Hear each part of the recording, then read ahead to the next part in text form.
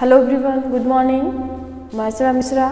Dear students, इस video में class 10th Hindi Kritika से इस बार जो आपके सिलेबस में तीनों चैप्टर हैं, माता का अंचल, जार्ज पंचम की नाक, साना साना हाथ, इन्हीं तीनों चैप्टरों से कुछ इम्पॉर्टेंट प्रश्नों को लेकर आए हैं। पहला प्रश्न है, आपके विचार से भोलानाथ अपने साथियों को देखकर सिसकना क्यों भूल जाता है।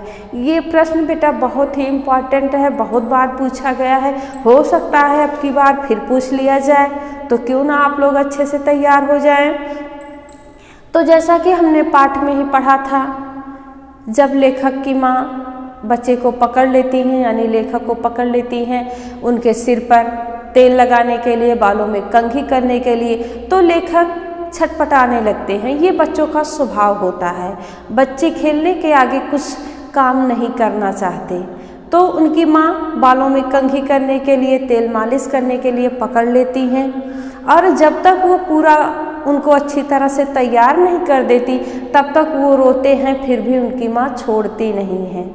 जब बालों में कंघी हो जाती है, नज़र का टीका लग जाता है, तब उनको उनके पिता की गोदी में दे दिया जाता है और रोते हुए उनको बाहर पिताजी ले जाते हैं। लेकिन जैसे ही वे बाहर जाते हैं, उनकी मित्र मंडली खेल रही होती है और उनको देखकर ये चुप हो जाते हैं। ये बच्चों का स्वभाव है, जब बच्चे खेल में रम जाते हैं तो वो रोना सिसकना भूल जाते हैं। ठीक इसी तरह लेखक भी खेलते हुए बच्चों को देखकर सिसकना भूल जाते हैं। अगला प्रश्न है, जार्ज पंचम की नाक किसने काटी होगी और क्यों। जैसा कि हमने पाठ में ही पढ़ा, जार्ज पंचम बहुत निरंकुश शासक था। यह क्रांतिकारियों के साथ बहुत ही अभद्र व्यवहार करता था, बहुत शोषण किया था। तो जब उसके वहाँ से लोग आने वाले थे, उनकी पत्नी आने वाली थी, तो किसी देशभक्त की भावना से ओतप्रोत किसी क्रांतिकारी ने, किसी देशवासी ने उसकी लाट से नाक काट दी होगी।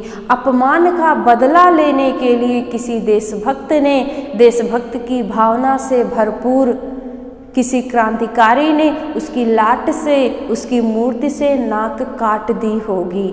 अगला प्रश्न है, जार्ज पंचम की नाक लगने वाली खबर के दिन अखबार चुप क्यों थे। हमने पाठ के सार में जाना था कि जिस दिन लाट पर यानी मूर्ति पर नाक लगने वाली थी, किसी भी अखबार में कुछ नहीं छपा था, क्योंकि एक निरंकुश शोषक शासक के लाट पर अपने देशवासी की जिंदा नाक लगाने की बात को लेकर सभी बहुत दुखी थे, सभी को ये काम बहुत बुरा लगा था, इसलिए वे चुप रहकर नए ढंग से अपना विरोध दर्ज कर रहे थे। अगला प्रश्न है, गंगटोक को मेहनत का बादशाहों का शहर क्यों कहा गया है। क्योंकि गंगटोक एक पहाड़ी शहर है, वहाँ के लोग बहुत ही मेहनती और परिश्रमी हैं। अपने मेहनत के बलबूते पर ही गंगटोक शहर को उसके पुराने स्वरूप में कायम रखे हैं। वहाँ की महिलाएं पहाड़ों पर बैठकर पत्थरों को काटती हैं, छीनी हथौड़ी से काटती हैं, उनके हाथों में छाले पड़े रहते हैं, फिर भी काम करती हैं।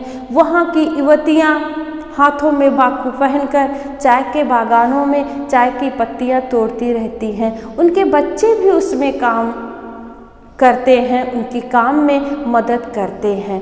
क्योंकि वहाँ के सभी लोग इतना परिश्रमी हैं, इतना मेहनती हैं, इसलिए गंगटोक को मेहनत कश बादशाहों का शहर कहा गया है।